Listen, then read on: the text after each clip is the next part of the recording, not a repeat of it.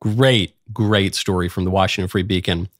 Robin DiAngelo, the standard bearer for the anti-racist white liberals, the woman who wrote White Fragility. She and Ibram Kendi have divvied up the pie of the oodles of money available if you're willing to shill anti-white race hustling. Robin DiAngelo has just been accused of plagiarizing the work of two scholars, and she's actually been accused of plagiarizing the work of two scholars of color. This in her 2004 doctoral thesis. A complaint has been filed with the University of Washington outlining 20 examples of alleged plagiarism in the White Fragility author's dissertation, Whiteness in Racial Dialogue, a Discourse Analysis.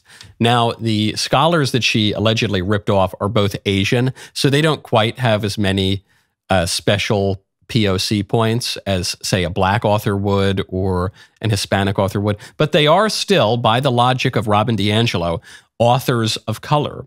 And DiAngelo says on her website, she says, one must always cite and give credit to the work of BIPOC, that is, that's not a sex thing, that's Black, Indigenous, and people of color, who have informed your thinking.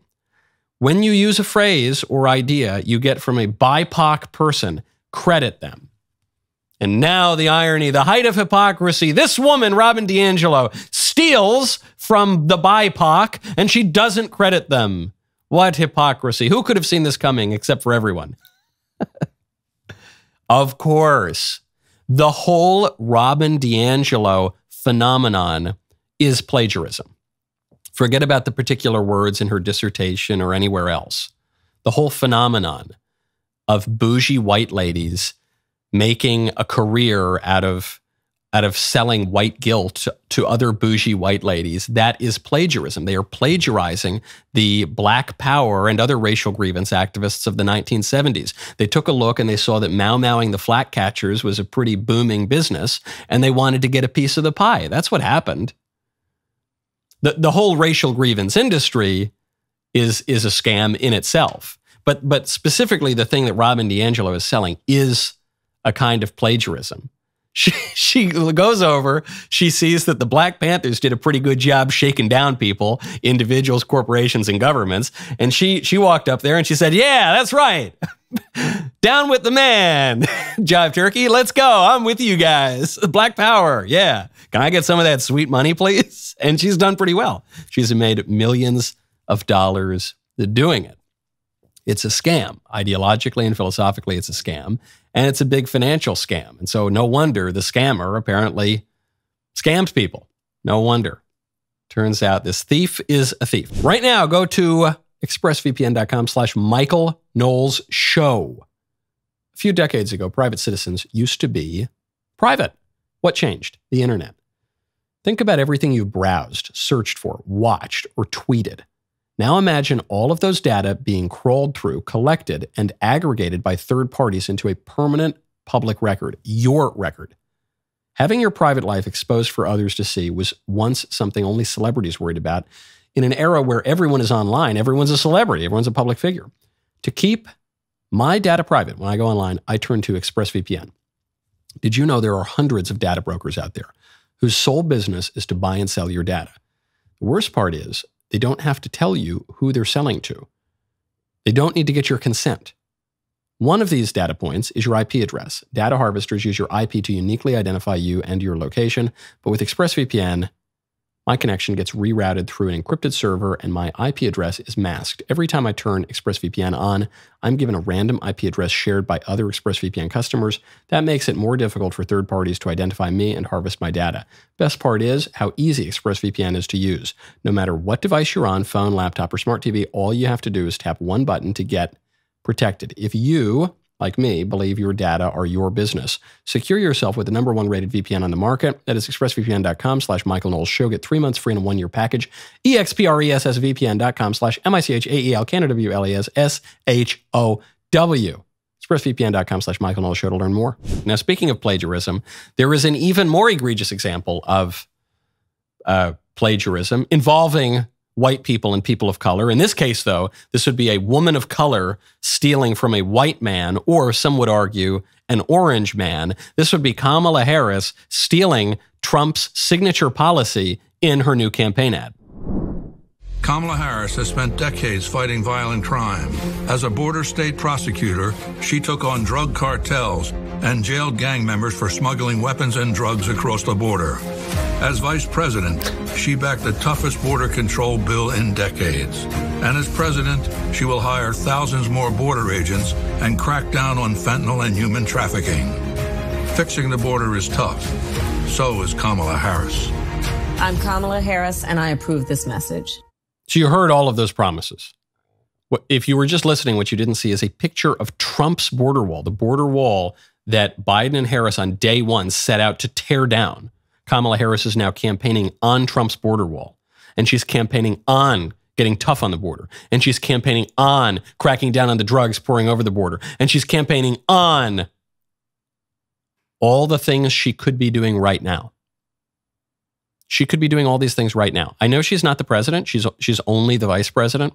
She's only the number 2 in the government. But on this issue, Joe Biden, who is ostensibly the president, I don't know if he's practically the president. He's sitting on a beach in Delaware right now and has been for 2 weeks. But on this issue specifically, Biden in 2021 gave Kamala Harris presidential power.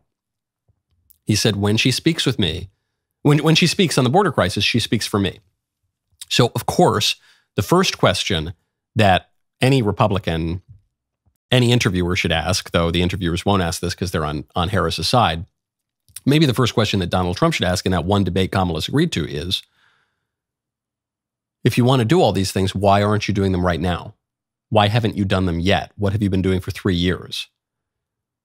And it's even more than pointing out a flip-flop. It's pointing out an obvious lie, because she could do all these things right now and she's choosing not to because she doesn't really believe them. Of course, the second option Republicans have, and I think we should pursue that line of attack, but the second option is then hit her from the left. Hit her from the left. Her base hates the border. They want open borders. They hate ICE. They want to abolish ICE and immigration enforcement. They believe that no human being is illegal, including criminals. They believe that America is stolen land, and the poor indigenous Guatemalans and Mexicans and Hondurans and Nicaraguans and Ecuadorians and anyone really from Latin America, other than Cuba, because those guys vote Republican. And the Colombians are a little sus because they sometimes vote Republican too. But all the other ones are really good, and they all have a right to come into America because this is stolen land that we took from the Iroquois and the Patuxet or whatever. And so the left believes all of this stuff, and they've been campaigning on this stuff for years, and that has been the official policy of the Biden administration. So hit her from the left. Wow. Can you believe this? You elect Kamala, she's going to start deporting all of the sweet dreamers, all of the poor undocumented Americans. Hit her on the left. Start suppressing that vote on the left in the same way that the Democrats get Republicans to do that. Doesn't matter that the attack is incoherent. We are just pursuing an Alinskyite tactic, which is forcing the other side to live up to their own standards. And they're not going to be able to do that. This is, in fact, my point on abortion. You know, look at what Kamala's able to do. With a straight face, she's able to say, Kamala Harris is promising to get really tough on the border. That thing that she's sworn for years she won't do. Her vice president right now has said, if the Republicans want to build a 25-foot wall, he's going to go find a 30-foot ladder. He said this on CNN. And I think seeing a plan that's out there, talking about it with folks, knowing that he's not going to do anything. He talks about this wall. I always say, let me know how high it is. If it's 25 feet, then I'll invest in the 30-foot ladder factory. That's not how you stop this. 30-foot ladder factory. Walls don't work. That's Kamala Harris's vice president. So on an issue like abortion, I don't think Republicans should lie. I think it's dangerous and it's immoral to come out and say, oh, we support abortion. Just vote for us, but don't we support abortion. I think it's dangerous because, one, it might lead Republicans then to supporting more pro-abortion policies. But it's a lie, and lies are intrinsically wrong, and I don't think we should do anything unjust or immoral. But at the very least, we can speak in a vague way. If the Democrats can go out there and they're so serious about winning elections that they're going to outright lie and adopt Trump's popular policies on the border, at the very least, what Republicans can do, if we really want to advance pro-life policies and get our guys elected and advance all the other policies we want to, is play it cool on controversial issues. That's what the Democrats are doing to great avail. Maybe we can learn a lesson from them. Let's be clear what's happening in this country. It's Nazism. Republicans are Nazis. You cannot separate yourselves from the bad white people. Growing up in the 90s, I never thought much about race. Sure, you noticed, but never really seemed to matter that much, at least not to me. Being a white, straight, cisgender man, it's the top of the pile. I'm on the top of the pile. That's me. Am I racist? I would really appreciate it if you left. I'm trying to learn. I'm on this journey. Can you please leave? If I'm going to sort this out, I need to go deeper undercover. If I want to be an ally, I need to look like one.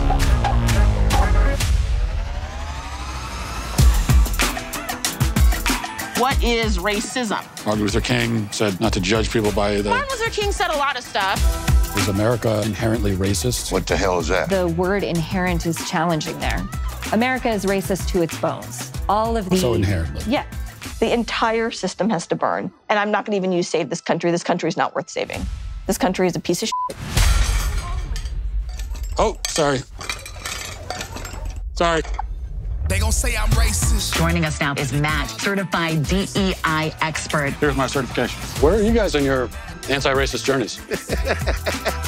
So I'll look around the room and point to who we believe is the most racist person in the room. We want to rename the George Washington Monument to the George Floyd Monument. Would you mind signing it? You will? What do you think about this issue of heteronormativity and how it intersects with the broader structures of racism in society? They gonna say I'm racist. What's up with white people? What are you doing to decenter your whiteness? Who's making it the center? Why are they doing that? And what you're doing is you're stretching out of your whiteness. This is more for you in this view. White. Folks. White. Trash. White supremacy. White woman. White boy. White. Entitlement. White. Centering. White. Silence. Is there a black person around here? So there's a black person right here. Does he not exist? They gonna say I'm racist, but they call everybody racist. Hi, Robin. Hi. And what's your name? I'm Matt. Matt. Hi, Matt. Nice to meet you. I just had to ask who you are because you have to be careful. Never be too careful. They gonna say you racist,